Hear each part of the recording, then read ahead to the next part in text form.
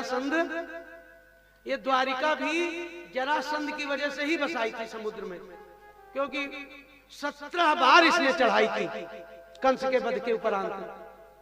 जैसे वो कौन आया था भारत में आक्रमण करने, महमूद कौन था, महमूद गजनवी, सोमनाथ के मंदिर को लूटने आया था, उसने 17 बार आक्रमण किया।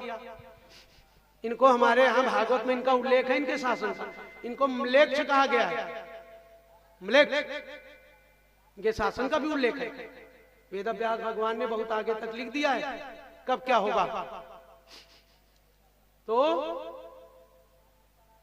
जरासंध का वध जब किया था भीम ने, तो उसका मुकुट भी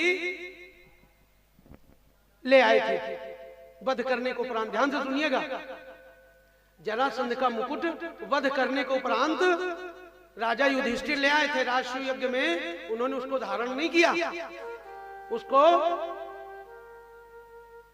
जो भंडार गृह होता है, स्टोरेज, घर में होता नहीं है, उनके महल में जो स्टोरेज था उसमें रखवा दिया था, उसको धारण नहीं किया था।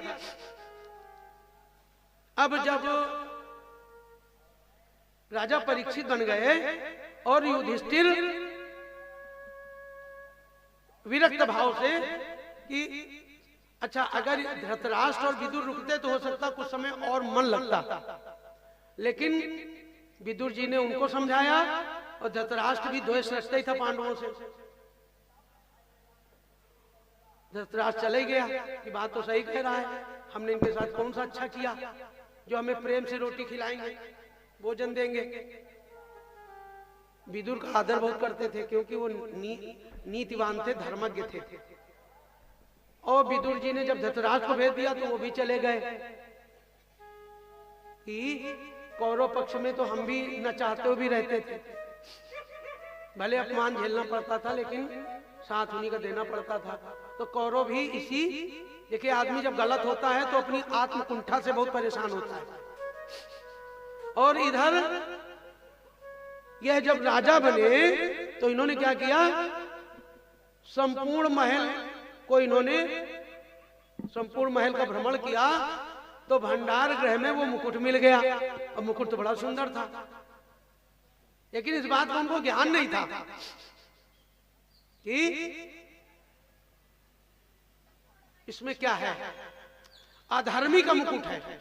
अधर्म के मार्ग पर चलने वाला, उसकी कोई वस्तु अगर धारण कर ली जाए वो अपना प्रभाव नहीं छोड़ती। इसीलिए किसी के पहने हुए वस्त्र अगर अपना कुलगोत्र का है, भाई बंधु है, उसके वस्त्र पहनने में कोई दोष नहीं है। अन्य के वस्त्र नहीं धारण करने चाहिए, अनजान के। क्यों? उसकी वृत्ति क्या थी, या तो आप जान लें। अगर सद्वृत्ति वाला है आप उसके वस्त्र धारण कर सकते हैं, ये हमारे धर्मशास्त्र कहते हैं। और अगर अज्ञानता में यह ज्ञात नहीं है कि वस्त्र किसके हैं तो कदापि नहीं धारण करना चाहिए।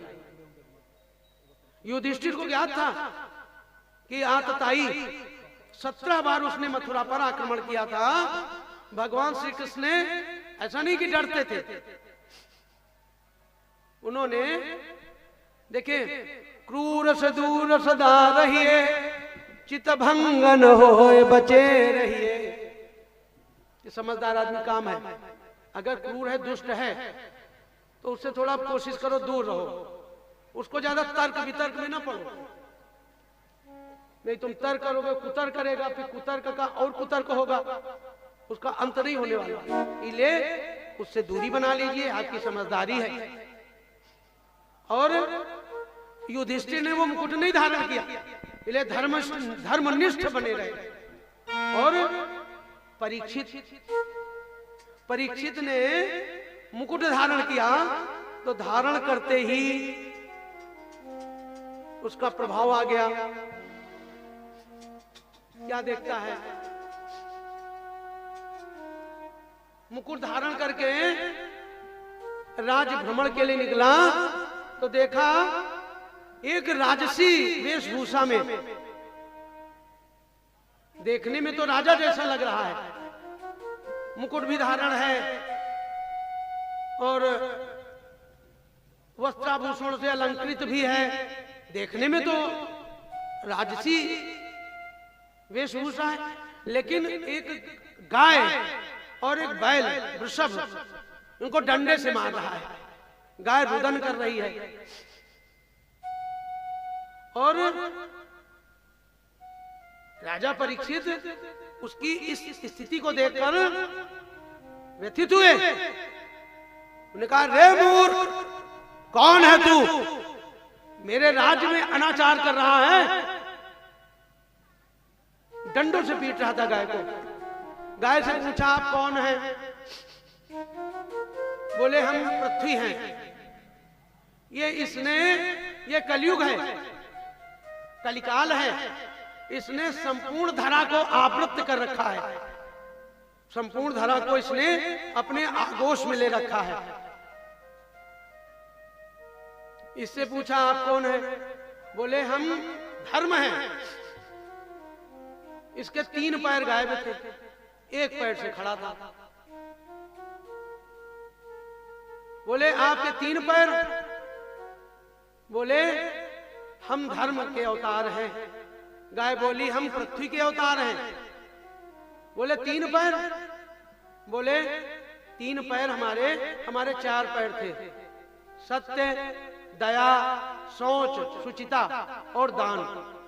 धर्म के 4 पाद हैं, पाद पैर। ये शुद्ध साहित्यिक शब्द है।